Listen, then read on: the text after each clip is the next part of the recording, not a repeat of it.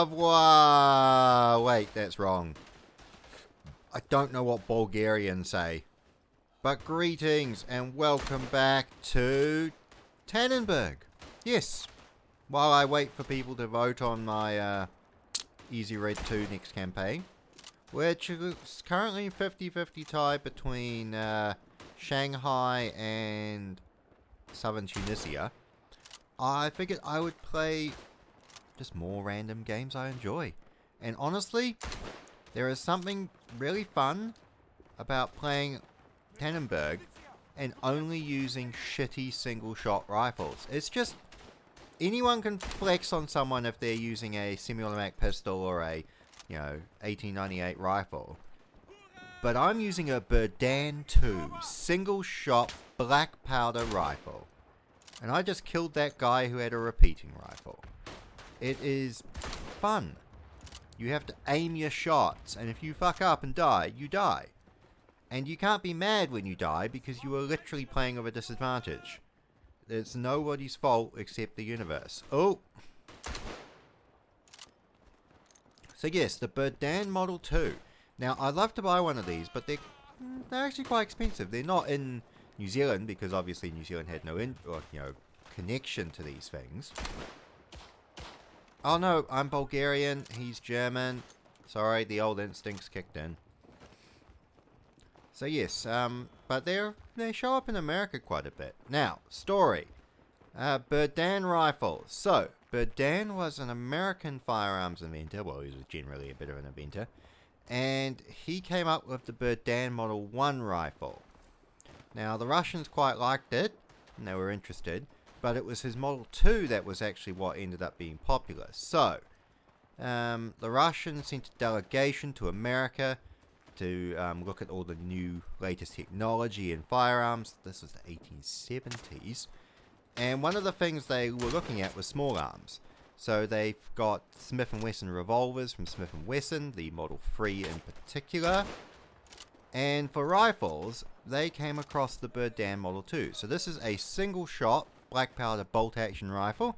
You can see it's a very interesting bolt action system because we'll fire it off here. Have a look. See, it's single shot, load in, but the bolt handle only goes 45 degrees. It's quite a odd little system. God, it's so satisfying when I can pull off these shots. So, single shot, bolt action, black powder cartridge, load one round at a time. And it ended up being the Russian standard infantry rifle until the adoption of the the adoption of the Mosin Nagant. Now, I am a Bulgarian, so why do I have one of these?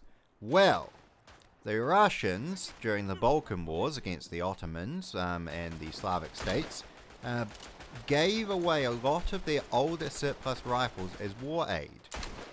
And the Russians used to be very friendly with the Bulgarians. Bang. And so they gave them a lot of Bulgarian 2 rifles. But the First Balkan War happened, and all the Slavic nations teamed up together to kick the teeth in of the Ottomans. Well done. Good work.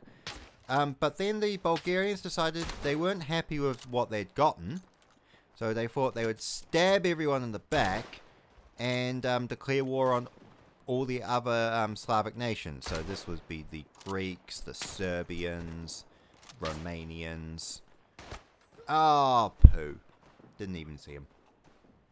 So Bulgarians got their ass kicked, and they appealed to their good friend Russia. Please help us. And Russia was like, bro, you literally bought this on yourself. What the fuck do you want us to do about this? Like, you literally stabbed everyone on the back and lost. Are you an idiot?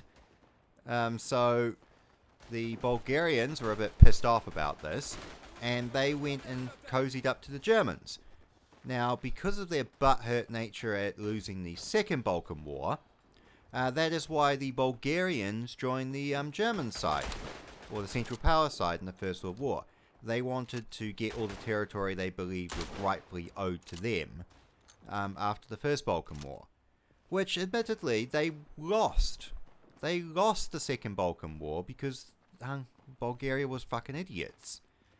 Now, if they had just accepted the status quo, they would have actually had more territory at the end of it than they would have having started the Second War. Because they got a bunch of territory in the First War and pushed the Turks almost back to Constantinople. But the Turks counterattacked during the Second Balkan War while the Bulgarians were busy fighting off all the other Slavs. So they ended up losing all of that territory. Ah, poo. So yeah, that's why the Bulgarians were on the Central Power side in the First World War, was because of the Second Balkan War. But when the Russians were still friendly to the Bulgarians... Oh wait, you're a Romanian. Bloody Romanians. Right. So that's why we have a Russian surplus rifle, because the Bulgarians were given a boatload of these in time for the First Balkan War, and they still had them on hand for the Second Balkan War and the First World War. But, as I said, Balkan Wars didn't work out too well for them. Now we're going to go to, because I'm only using single shot rifles here, we're going to swap to the Grenadier, because he has another interesting rifle we can talk about. Another interesting single shot rifle.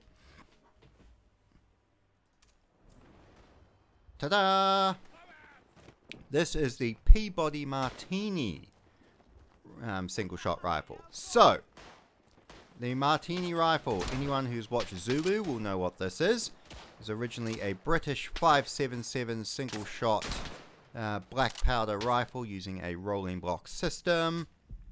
It is very iconic. It is a strong action. I mean, they even converted these things to frickin' 303 centerfire. So they, as I said, it's pretty much a foolproof rifle.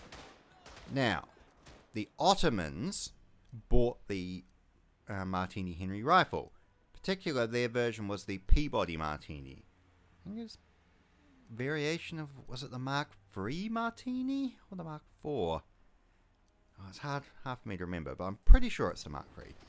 So the Ottomans had these things. I mean, the Ottomans had a crap load of whatever random garbage they could buy. Like, they had fucking 1866 cowboy Winchesters for the longest time, serving alongside these things. But anyway, now, remember as I was saying about the First Balkan War, where all the Slavic nations teamed up to kick the teeth out of the fucking Turks? Well, the Bulgarians got a boatload of these Peabody Martinis, off the... There we go. Off the Turks as a result of the First Balkan War. So they still had them lying around for the Second Balkan War and the First World War. So that's where this comes from. This is literally would have belonged to a Turk. A Bulgarian would have killed that Turk, taken his rifle, it would have been inventoried, put into a storehouse. And then First World War shows up. They need guns. I accidentally shot it in Austrian there by mistake. The Bulgarians needed guns. So they took... Oh, gunned down by a frickin' Cossack. So they took all their surplus out of storage and started using it. So that's literally what this is. It's a black powder, single shot, formerly Turkish Peabody Martini rifle, now being used by the Bulgarians. Piss off. Ah, fucking, we're getting into bayonet fighting here, lads. Now, as you can see, it's got a socket bayonet on it, which would have been the standard. There is no blade bayonets on one of these. And yeah, it's a single shot black powder rifle. It's all you need to know, really. But as I said, I'm a sucker for using this and the Berdan because, honestly, it's satisfying as crap to go up against people with semi-automatic pistols and bolt-action rifles when you've got a single-shot piece of shit. And if I die, well, I die because I'm using a outdated piece of junk deliberately against people with modern weapons. And it's actually fun pulling off headshots and enemy kills. That was a good grenade. with admittedly inferior equipment. So here we are. My Peabody Martini. Honestly, I like this thing more than the Burdan in terms of playing it in the game, but I would love a Burdan too. It's just a nice, cool... I'm a sucker for the early bolt-action rifles. So the Burdan Model 2, the Gra, the Mauser 1871, those early bolt-actions, they've just got that old-school aesthetic to them that I find very appealing. Things like the Chaspo as well. I like a Chaspo, which is why I bought one. But yeah, the I wish I had more grenades.